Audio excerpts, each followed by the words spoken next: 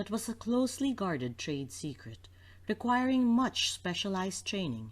This ancient technology, used from the 3rd to the 1st millennium BC, was lost to much of the Mediterranean civilizations until it was rediscovered in the late 18th century.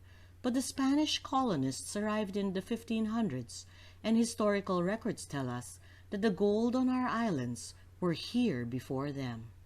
Extremely fine examples of granulation is evident in Philippine gold artifacts that could never have been achieved through hard soldering. Such minute granules were a trademark technology of ancient Phoenician maritime traders who used colloidal soldering technology on their artifacts. The amount of gold artifacts found in the Philippines is far greater than any that have been found in our neighboring kingdoms. Surprising, particularly since much of our gold had been systematically taken by colonizers from the people, and even exhumed from graves, melted and shipped away for hundreds, if not thousands of years.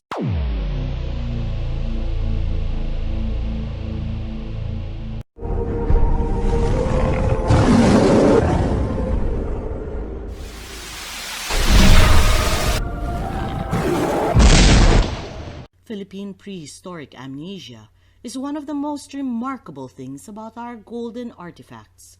Our nation has forgotten how we came to have such an abundance of skillfully worked gold of high technological craftsmanship.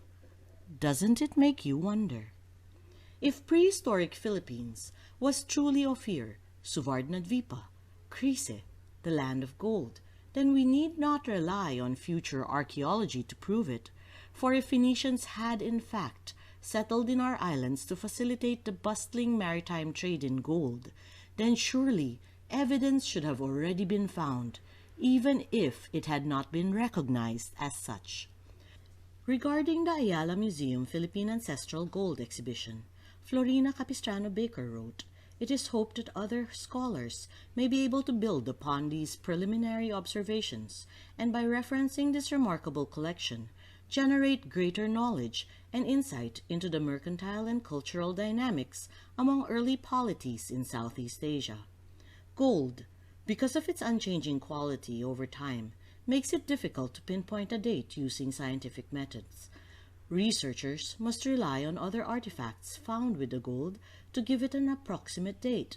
But although this gives us a minimum age for the gold, it doesn't actually tell us how old it is, since gold is often passed down through many generations, and very old gold may also have been found, collected, then buried.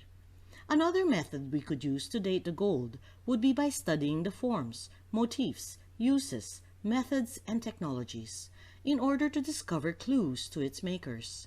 In this video, we will focus on the technologies used to produce the golden artifacts. This was a method used in identifying the mysterious golden treasure of El Carambolo in Spain, now identified as Phoenician. The Phoenicians also specialized in the production of jewelry in precious metals, following a tradition dating back to the Bronze Age. Their skill may be seen above all in the delicate use of granulation and filigree work, often rendered in painstakingly minute scale. Granulation. Phoenicians practiced the adhesion of fine granules of high-carat gold or silver alloy onto a base of the same metal, creating a design pattern without using hard solder. Chemical or colloidal soldering using a compound of tarragon gum and copper salts were used by the Phoenicians, Etruscans, and Greeks to attach the granules to a base metal. Gold or metal alloy was cut into little pieces and sprinkled into a crucible with a separating agent, then heated to the melting temperature of the metal or alloy. After cooling and cleaning, the fine metal spheres were sorted according to size and adhered to the base metal through fusing or colloidal soldering in the desired pattern. Granulation was an advanced jewelry making technique that was a closely guarded trade secret, requiring much specialized training. This ancient technology, used from the 3rd to the 1st millennium BC, was lost to much of the Mediterranean civilizations until it was rediscovered in the late 18th century. But the Spanish colonists arrived in the 1500s, and historical records tell us that the gold on our islands were here before them. Extremely fine examples of granulation is evident in Philippine gold artifacts that could never have been achieved through hard soldering. Such minute granules were a trademark technology of ancient Phoenician maritime traders who used colloidal soldering technology on their artifacts. Filigree. The adhesion of fine wire made of gold or metal alloy on the surface of the same metal was a delicate technique that required the expertise of skilled craftsmen knowledgeable in different metal alloys, chemicals, and controlling the temperatures needed to create the intricate lace-like designs. This technique was used by the Phoenicians, Etruscans, and Greeks from the first millennium BC. Filigree wire may appear plain. Threads of fine wire may be used to create borders or frame shapes that may or may not be filled with granulation. These were also used to loop around the base metal form and make spiral designs. Twisted. Threads of fine wire were evenly twisted to create a consistent pattern that was used to create borders and frame shapes. Beaded. Fine wire was cut in measured lengths and used to produce pleasing patterns, like the braiding that Phoenicians were so fond of using in their metalsmithing. Repoussé.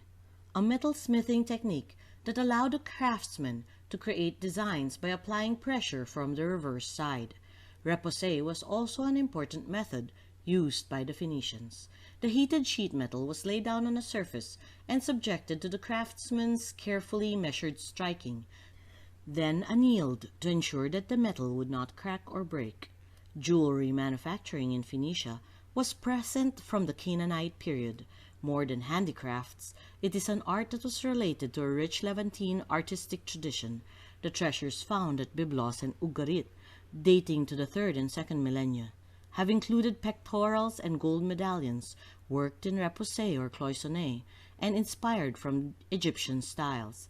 Decorative motifs and patterns of these centuries were common during the 1st millennium in Phoenician period. Granulation, filigree, and repoussé were the three main decorative techniques that were the trademark of fine Phoenician metallurgy. Regarding the gold-working technology of Philippine ancestral gold, the most frequently used decorative techniques were repoussé, in which raised designs on the front were produced by hammering or punching from the reverse on a yielding surface, and granulation, in which small globules of gold were soldered to the base to create decorative patterns. An exquisite earplug embellished with extremely fine granulation and concentric rings of pleated gold strips is a wonderful example of this technique. Filigree, in which plain or twisted wires were arranged in patterns on a support and soldered in place, was popular as well. Loop-in-loop chains. An ancient metal-smithing technology, loop-in-loop chains, have been found in the northwest palace tombs of Ashurnasirpal II and even earlier in the Tanis tombs of Pharaoh Susenes I. Loop-in-loop chain technology was used by ancient jewelry makers around the Mediterranean region from before the 1st millennium BC, and the Phoenician craftsmen were masters of this art, capable of making multiple interwoven strings of loop-in-loop chains, like this Phoenician quadruple loop-in-loop chain, or even more, depending on the wealth of gold and the desired thickness. Is it a coincidence that this complex chain is what we find used in Philippine ancestral gold? Material evidence suggests that loop-in-loop chains were the most popular adornments. These chains have a distinctive square section produced by looping previously prepared links into each other, in contrast to the simple chain, in which each link is made separately as the work progresses. In the loop-in-loop chains, the first link is compressed and threaded through the looped ends of the first, and the process is repeated until the chain is complete. The amount of gold artifacts found in the Philippines is far greater than any that have been found in our neighboring kingdoms. surprising, particularly since much of our gold had been systematically taken by colonizers from the people, and even exhumed from graves, melted and shipped away for hundreds, if not thousands of years. Golden artifacts are not only in Philippine museums. It is not difficult to find excavated gold in the Philippine antiquities market even today. So much gold artifacts that the representative collection of the Ayala Museum was chosen from thousands of artifacts. The main corpus was collected and preserved for posterity by sifting through thousands of offerings from antiquity dealers, grave diggers, farmers, and fishermen. Philo of Byblos quoted the ancient Phoenician historian Sanchuniathon that King Hiram of Tyre had sent 800 camels loaded with timber to Ezion-Geber for the construction of 10 ships. The ships were to be used for a maritime trade endeavor between Israel's King Solomon and the Phoenician King Hiram to the lands of Ophir and Tarshish. This historical record would give an approximate date of around 1000 BC for the journey to the Golden Islands. Phoenicians may have settled down with the Greeks and Etruscans, bringing along their metal-smithing technologies to those lands. The technical processes, granulation, filigree, and cloisonné, are brought by the Phoenicians since the 9th century in the Greek area, Crete and Attica, and since the 7th century in Etruria. Could they have done the same in their colonies in the lands of Tarshish and Ophir, the islands of gold? The presence of abundant golden artifacts in what seems to be Phoenician metal-smithing technology seemed to have confirmed the Spanish colonizers' expectations for our archipelago, as they wrote regarding the Philippine Islands, and that this was really so, and that the principal settlers of these archipelagos was Tarshish, son of Javan, together with his brothers, as were Ophir.